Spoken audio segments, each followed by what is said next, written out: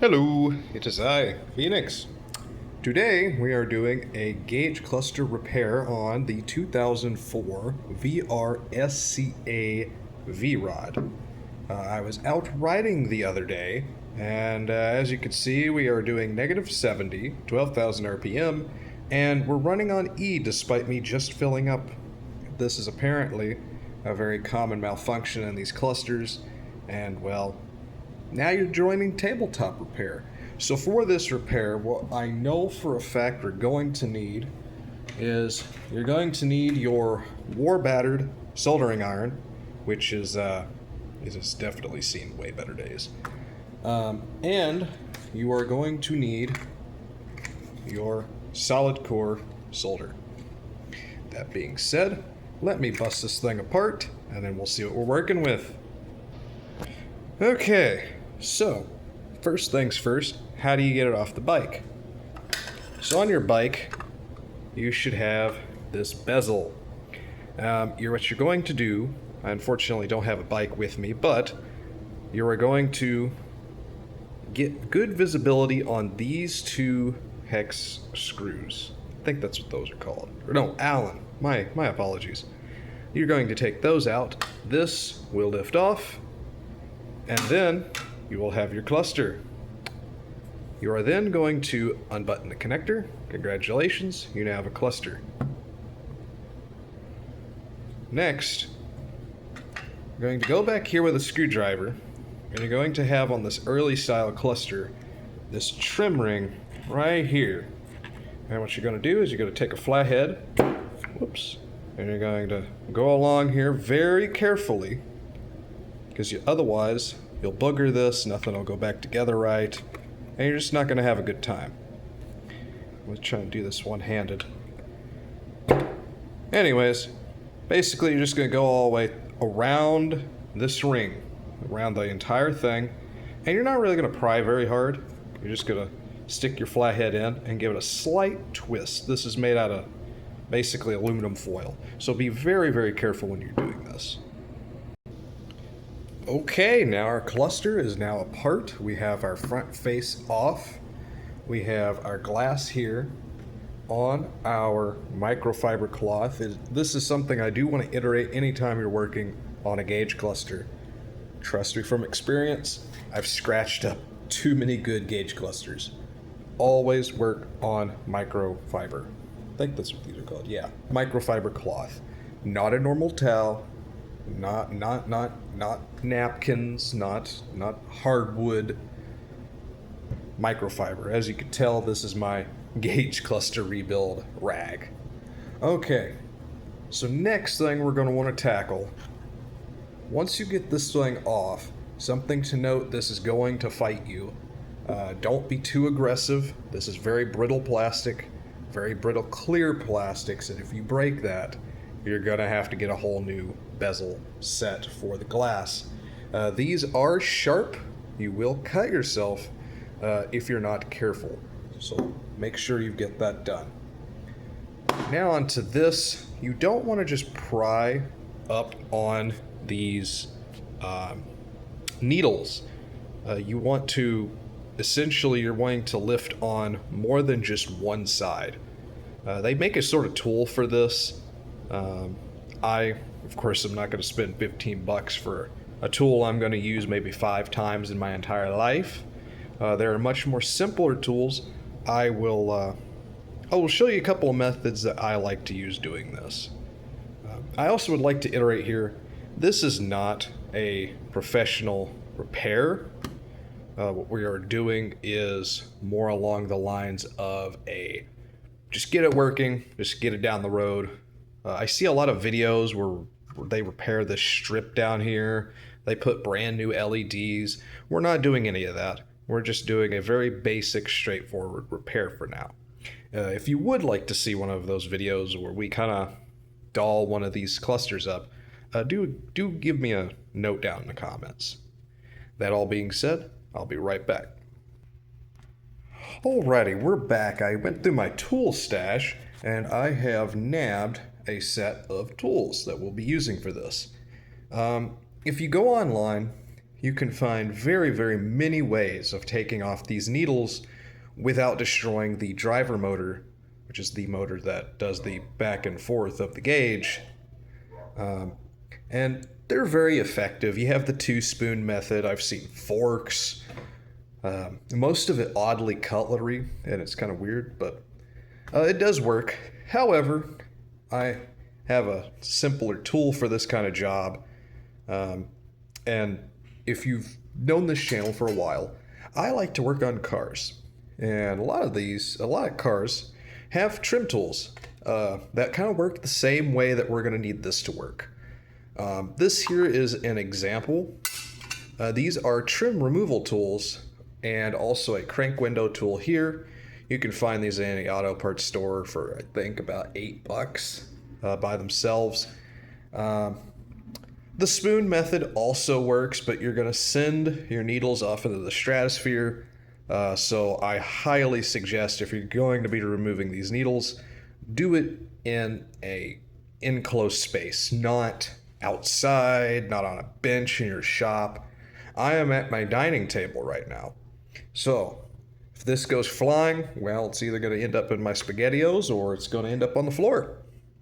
That being said, here's our next step.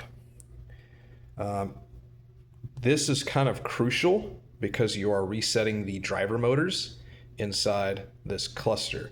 Right now, these are not properly aligned. So what you're going to want to do, just take this guy, move him all the way down there, and you're going to want to put it at a stock location. The same thing goes for our speedometer. Shoo-whoop. And luckily these have an internal stopper, but if you're using an older style bezel, don't really rely on the stopper because these gauges tend to rest a little bit above the stopper, and if you're not careful, you'll make your gauges inaccurate.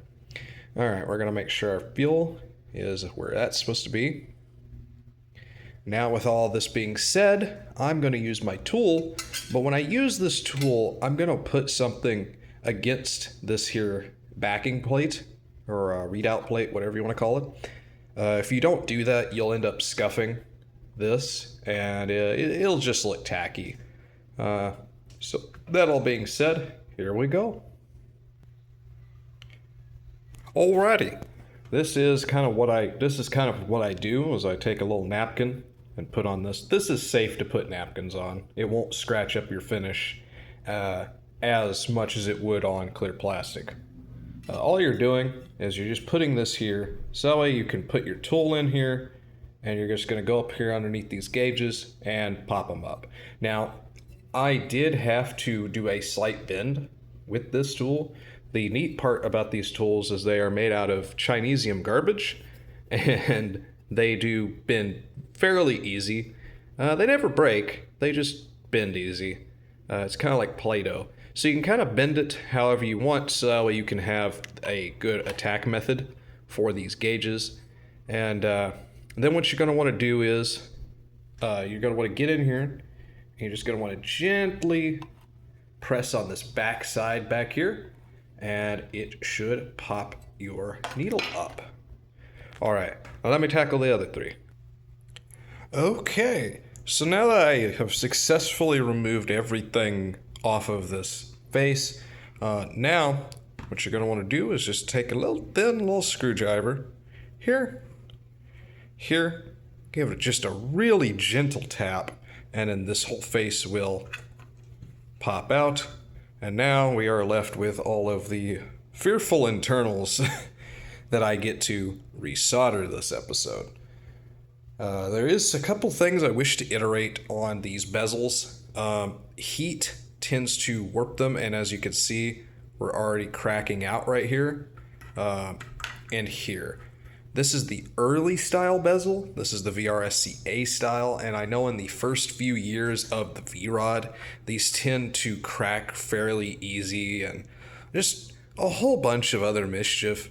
And you should not really let these sit out in the sun, or these can actually melt and warp, which we are seeing in the light of my dining room. These have unfortunately cracked. I'm not saying yours will. Mine was just left outside in the sun too many days. And so that is just something that you might want to watch out for. Now, that all being said, we can now set our bezel over here. Another thing is you want to set your needles to the side that these were pulled from. So like that's the RPM, we pulled it from here. That's the speedometer, we pulled it from here. And that's the fuel, we pulled it from here. The side two gauges are the exact same size. It's just for fitment. For the best fitment, it's best that you keep needle with gauge. So all that being said, now I get to go in here and we're going to resolder all of our units. This part I might not film because it is highly, highly intricate, and if I mess up in one spot on camera, there will be 5 more episodes of repairing the cluster. So this is going to be one of those things where I won't be able to film. And so yes, now, I assume if you've made it this far into repairing your cluster, you already actively know how to solder and how to work on these chipboards. If you do not, however, I highly, highly, highly encourage that you look on how to solder, because this is a very, very intricate board and you could easily mess this up and it can cost you hundreds and hundreds of dollars. Ask me how I know. So with all of this fun stuff being said, I'm now going to shush and get to repairing this. Also, if you wish to change your lighting color on your V-Rod for your bezel, these here are your LED bulbs. You're going to want to desolder and depin all of them and resolder in your favorite color. You can actually research as to what size these are as far as LEDs go, and yeah, you can actually, you do want to use a very cold soldering setting. You will burn through this board very easy. That being said, if there's any other things you wish to know, like this here display, do let me know in the comments. Alrighty, I'm gonna get busy. Have a good one. Okay, so now that I've breathed in copious amounts of toxic chemical resoldering this, basically the failure that I was repairing was that the cluster was either losing a ground or had a bad soldering joint up in here somewhere. So I just went through, and it is not at all the prettiest soldering job. This thing here, I've had it for many years, and it's just, as you can see, that thing's a war crime. It needs to get thrown in a garbage, but it's old faithful, so. I didn't repair the back side of this cluster because, unfortunately for myself, I do not have these thin star kits. These, I guess they're called security torques. Yeah. However, this here does kind of concern me right here. This little gizmo right here. I'm trying to remember the politically correct term for them, but I guess it'd be a capacitor, basically. But I know that's not the correct term. But, yeah, that shouldn't be at an angle like that. Usually they are placed perpendicular with each other. Kind of as they're here and here. So that could also be our problem child in terms of return load on our motors, which is why the sweep was how you saw it. So yes, so now, after I've let this here cool, we can begin our reassembly. So, going to take that. This has no secret to it other than you just put it in.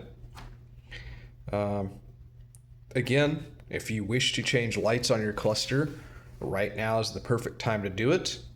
All you would have done was to melt the pads on the LED lights, put in your own, resolder. And of course, I just use cheap solder. You definitely want to use some good premium stuff for this, but I'm just kind of doing this here on a budget. We have a new project coming to the channel soon, which you'll see where all of our budget's going. That all being said, let me put these needles here in real quick, and I'll get back to you. Alrighty, the needles are now back on, and I did want to shine some light here. In all of my experience building clusters, well, from an unprofessional standpoint, here is kind of how you set how accurate your needles will be. This is very, very important. You can't just eyeball it and go, oh, that's 0, you know. For example, if this was any lower, you'd be about 2 to 5 miles per hour off. So it's very important to put this here at 0 and this here on absolute 0. It doesn't necessarily look like it's on 100% 0, but it is. You will notice, however, I did go a little far more to E on my field gauge. That's because, I don't know if you know V-Rods, field gauge is pretty inaccurate, and mine always seems to read too full until you're down to the last gallon. So I put mine a little bit on past the E, so whenever mine is full, it's not all the way over here. And yeah, so now it should be more accurate. That all being said, let's start putting plastics on this, and yeah, and then maybe I might have time to show some reassembly. Alrighty, so now I went ahead and put the face back on this thing and successfully peened this aluminum bezel or anti-tamper thing. And so now this thing is just about ready to be put right back on the bike, and we're gonna fire it up, see if it works. If it doesn't work, you'll probably see it in another video. Now, there is something I do want to iterate, is about your mitts. Your mitts can carry dirt and grime and all sorts of stuff. So if you really value the finish of your bezel, you can actually kind of see the scratches. I'm not trying to blind you, I'm trying to show all the scratches. This is what happens whenever you clean with paper towels, rags, that's what's called spider webbing. And the correct way to handle one of these clusters is to take your microfiber and just give it a good old wipe down. And just don't look at it in direct sunlight. Simple. That all being said, to reassemble, all you're gonna do is grab this bezel here that you took off. This is, disclaimer, this is not for the muscle or the VRSCB. This is for the VRSCA.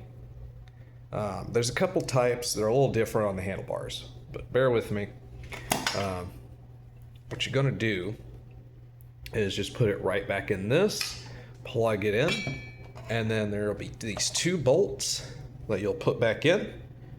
And on your bike, you'll almost miss them, but you got to really inspect closely underneath the handlebar to find them. But yes, you find those, you crank them down. You don't really need to crank them down that tight. All you really have to do is just hand tight, and it's good. On these bezels, you really don't have to worry about sealing them because of this trim ring. There is a rubber seal inside of this. Any other care instructions are unthought of at this point. This would be a great time to take your aluminums, shine them, and enjoy. That being said, I can't really think of anything else except for watching out for this back button during install. This is for your odometer, trip, all that stuff. Trip A, trip B. You don't want to mess this here up, because if you do, good luck finding another one. And then you have to rewire, and it's a nightmare. So that all being said, if there was anything that I missed that you think I should iterate on, besides, the soldering aspects, please just leave a comment. And I hope you enjoyed. Phoenix out.